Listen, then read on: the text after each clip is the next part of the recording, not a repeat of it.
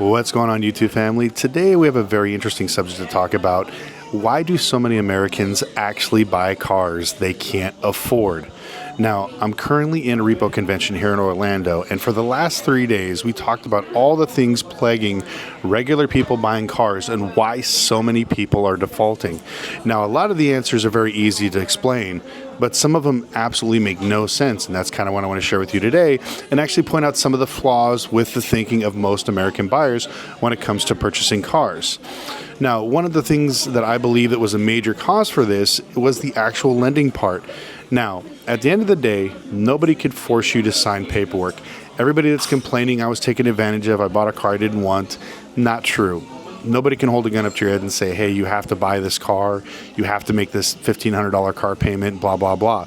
A lot of people got themselves way over their heads and didn't think long term, and now it's starting to bite everybody in the butt because they can't make their payments, and now we're seeing record high delinquencies, record high defaults, and record high deficiencies.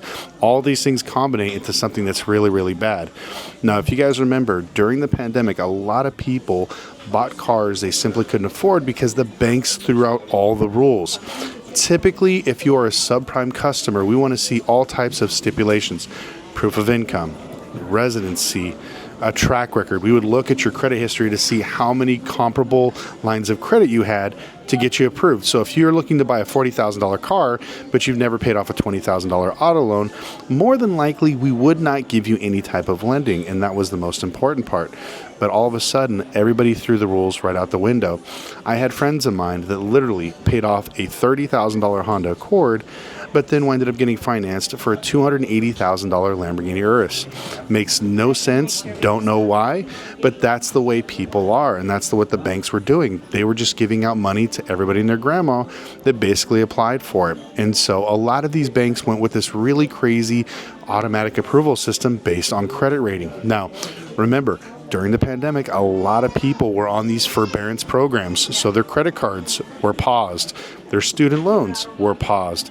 Everything was paused, so everybody was current during these last 4 years.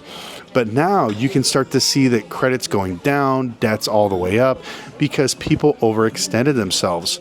And so now that banks are basically eating hundreds of thousands, if not millions of dollars every single week in losses, they're starting to rethink how they're actually starting to lend.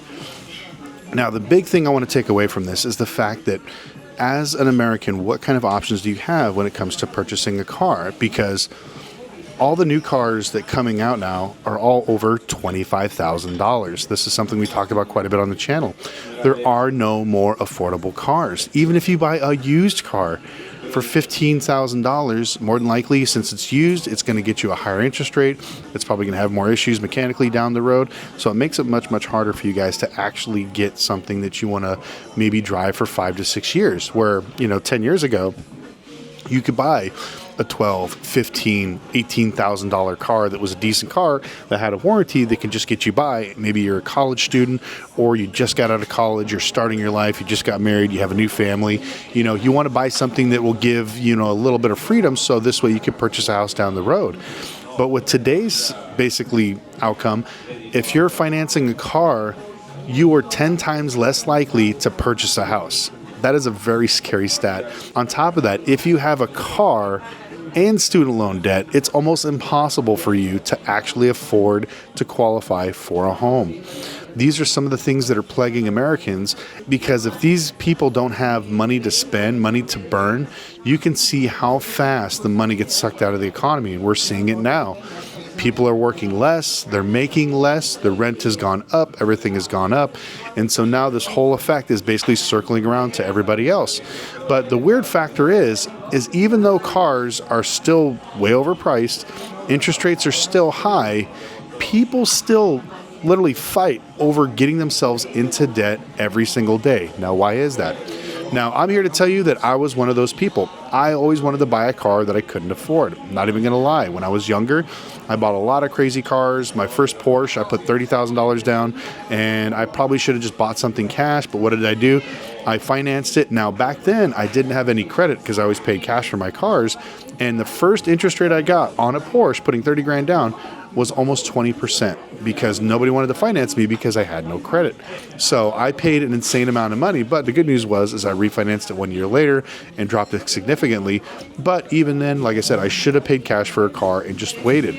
I know so many people romanticize the fact of buying a luxury car, something that's really fancy, something that'll make people happy, show your status, your success, and whatever else.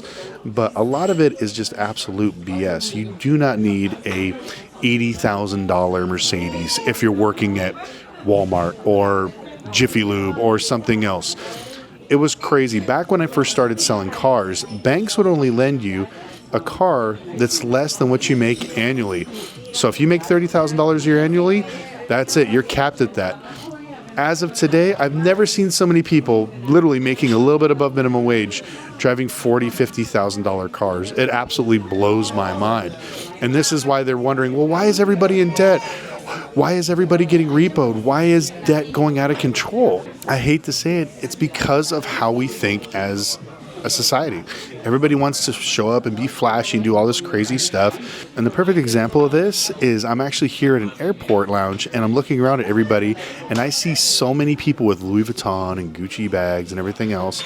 Now, don't get me wrong, you can buy a small accessory bag if you want, that's cool. But to have an actual luggage bag that costs $8,000 to $10,000 is totally the wrong thing. So if you have an $8,000 bag, but you're driving a Toyota Camry when you're at home, your priorities are all screwed up. But that's just the way we are. Everybody wants to flex. Everybody wants to show off. Everybody wants to basically, I guess, have more than what they want. And so I think as a society, we're pretty much doomed from the get-go to basically buy into this concept of we need debt. We need to be a nation of consumers. We got to buy. You know, the last few years has been very hard for me because I've tried to, wean this down because I've had multiple cars. But as I saw the economy slowing down, I basically, if you guys watch my channel long enough, you've seen that I've sold a lot of my cars, got rid of a lot of my debt, pretty much got rid of a lot of stuff because I knew that as we winded down, I wanted to have less debt, more liquid cash so I can buy cars because there's a lot more opportunity. A lot of cars that I've seen down here in Florida are just absolutely crazy. My buddies are at Barrett-Jackson right now, and they're getting insane deals on cars because people can't afford them. People don't have the money. And the worst thing is even the people that want to get them can't even qualify for them when it comes to lending. That's how big the gap is getting when it comes to affordability here in America. So I think the next 6 months is really going to tell how far we're going to go down the rabbit hole when it comes to unaffordability. With no new cars coming out under $20,000 and prices basically going up and used cars basically being lent out at a much, much higher rate and not being as reliable, it's going to get very scary for people that just want something affordable, cheap to drive around. Now, with all that being said, I've really been thinking about opening up a dealership back in Las Vegas. I get messages from you guys all the time asking me if you can buy cars because I do this stuff online, but unfortunately I only wholesale or I sell to people at the auctions. I don't deal with the public right now, but I am thinking about kind of changing my ways and starting opening up retail to you guys. So we're working on a few programs now, and if everything works out, hopefully here in the next month or two, if I can find a location, I will be opening up a spot there in Vegas. We will be offering affordable cars as well as doing rental cars there downtown, and it's probably going to be regular cars and classic cars. I'm not going to do exotics, so don't even ask. It's a nightmare. It's a headache. It's not even worth the drama. And when it comes to the vehicles that I'm going to sell, it'll probably be newer stuff with lower miles because I don't want to deal with a lot of warranty crap. I don't want to have to deal with a bunch of just issues with the banks, because remember, if you have good credit, the banks will give you all the money. If you have bad credit, unfortunately, the banks are going to charge me a massive fee to purchase your loan. So that means I either got to charge you more as the customer or I have to get a bigger down payment from you. So with these things combined, it makes it very, very hard to do any type of subprime lending. And you're going to see this going forward for the next 6 to 8 months because a lot of banks are flat out going to tell you absolutely no. So anyways, I'd like to thank you guys so much for watching. Let me know what you guys think. Apologize for all the noise here in the background. I'm trying to do my best here at the airport. But let me know, what do you think about the affordability crisis of vehicles here in America?